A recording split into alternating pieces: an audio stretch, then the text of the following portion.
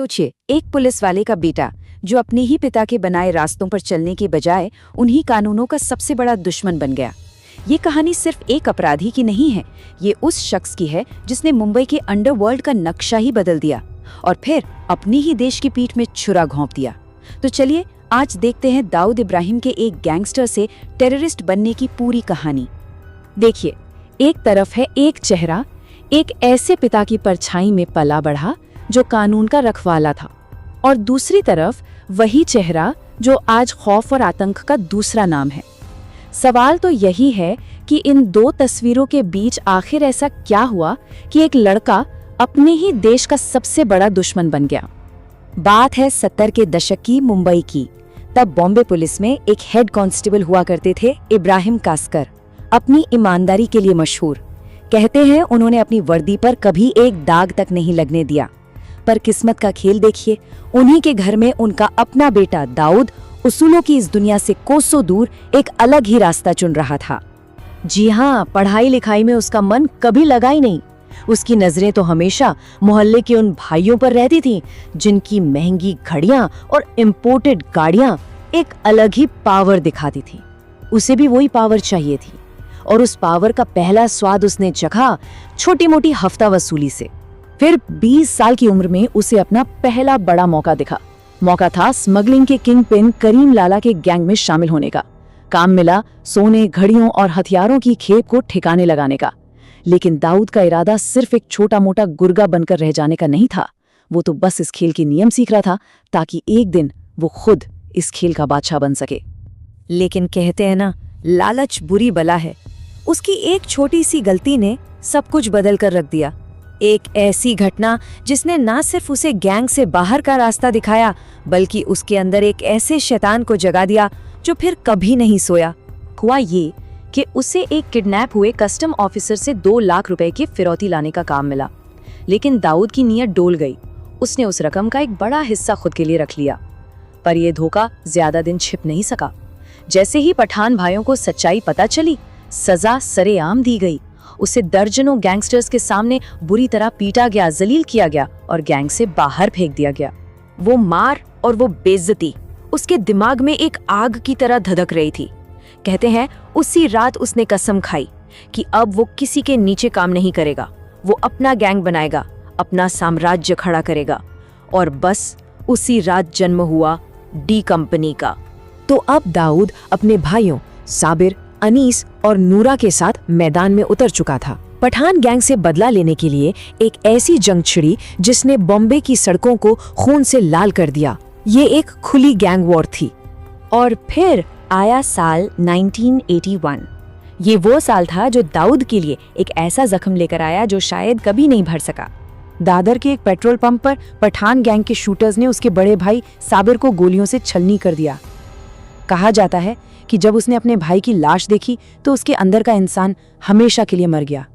अब जो जिंदा बचा था वो सिर्फ एक जानवर था जिसे सिर्फ और सिर्फ बदला चाहिए था।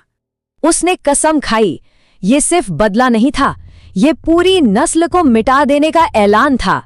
इस एक घटना ने उसे एक मामूली गुंडे से एक बेरहम कातिल में तब्दील कर दिया था। और उसने अपनी कसम ऐसी पूरी की जैसे किसी ने सपने में भी नहीं सोची होगी। उसने एक बिल्कुल मासूम से दिखने वाले लड़के डेविड परदेसी को चुना और फिर 6 सितंबर 1983 को भरी अदालत में जज के सामने अमीरजादा को गोलियों से भून दिया गया। इस एक हत्या ने सिर्फ अंडरवर्ल्ड ही नहीं बल्कि पुलिस डिपार्टमेंट तक में दाऊद के नाम की दहशत भर दी। साल 1985 आते आते मुंबई पुलिस का शिकंजा उस पर कसने लगा था, तो दाऊद भारत से भागकर दुबई पहुंच गया। लेकिन ये कोई हार कर भागना नहीं था, नहीं, ये तो उसके खेल का अगला और कई ज्यादा खतरनाक लेवल था। दुबई पहुंचते ही उसने गली के गुंडे वाली इमेज को पीछे छोड़ दिया। अब वो एक कॉर्पोरेट क्रिमिनल बन चुका था। उसने अपने सिंडिकेट को एक मल्टीनेशनल कंपनी की तरह चलाया। स्मगलिंग, वसूली, रियल एस्टेट, बॉलीवुड फाइनेंसिंग और ड्रग्स। उसने जुर्म का एक ग्लोबल एम्पायर खड़ा कर लिया। और ये कोई छोटा मोटा गैंग नहीं था, ये 5000 से ज्यादा लोगों की एक फौज थी जिसे वो दुबई में बैठकर एक सीईओ की तरह चला रहा था। उसके बस 2 ही नियम थे, वफादारी का इनाम और गद्दारी की सजा, मौत। उसकी पहुंच और उसकी वहशियत का अंदाजा लगाना है तो इस एक घटना को देखिए। जब उसके जीजा को मार दिया गया तो बदला लेने के लिए उसने अपने शूटर्स को सीधे मुंबई के जेजे हॉस्पिटल में भेजा। पुलिस की सुरक्षा में इलाज करा रहे एक राइवल शूटर पर AK-47 से 400 से ज्यादा गोलियां दागी गईं। मैसेज बिल्कुल साफ था, दाऊद कहीं भी, किसी को भी, किसी भी वक्त मार सकता है। और फिर उसकी कहानी का सबसे काला, सबसे भयानक मोड़ आया। एक ऐसा मोड़ जिसकी चिंगारी भारत की राजनीतिक घटनाओं से लगी थी। 1992 में बाबरी मस्जिद की घटना ने पूरे देश में तनाव का माहौल बना दिया और इसी मौके का फायदा उठाया पाकिस्तान की ISI ने। उन्होंने दुबई में दाऊद से संपर्क किया। सौदा बिल्कुल सीधा था, ISI उसे हर तरह की सुरक्षा देगी और बदले में दाऊद अपना स्मगलिंग का पूरा नेटवर्क उन्हें इस्तेमाल करने देगा। दौलत और पावर के लालच में दाऊद ने अपने ही देश को बेचने का फैसला कर लिया। 12 मार्च 1993 मुंबई में एक के बाद एक 12 बम धमाके हुए। ये जो नंबर दिख रहा है ना, 257, ये सिर्फ एक आंकड़ा नहीं है, ये उन 257 से ज्यादा बेगुनाह जिंदगियां हैं जो उस दिन खत्म हो गईं। और इसी दिन ने दाऊद की पहचान हमेशा हमेशा के लिए बदल दी। वो अब सिर्फ एक गैंगस्टर नहीं, बल्कि भारत का नंबर 1 आतंकवादी बन चुका था। तो सवाल है, आज कहाँ है वो? आज वो एक भगोड़ा है जो अपने ही बनाए एक सोने के पिंजरे में कैद है। खुफिया रिपोर्ट्स की माने तो वो आज भी पाकिस्तान के कराची में ISI की कड़ी सुरक्षा के बीच रहता है। ये एक तरह की डील है। दाऊद अपने काले कारोबार के पैसों से ISI के ऑपरेशंस फंड करता है और बदले में ISI उसे भारत समेत पूरी दुनिया की नजरों से बचाकर रखती है।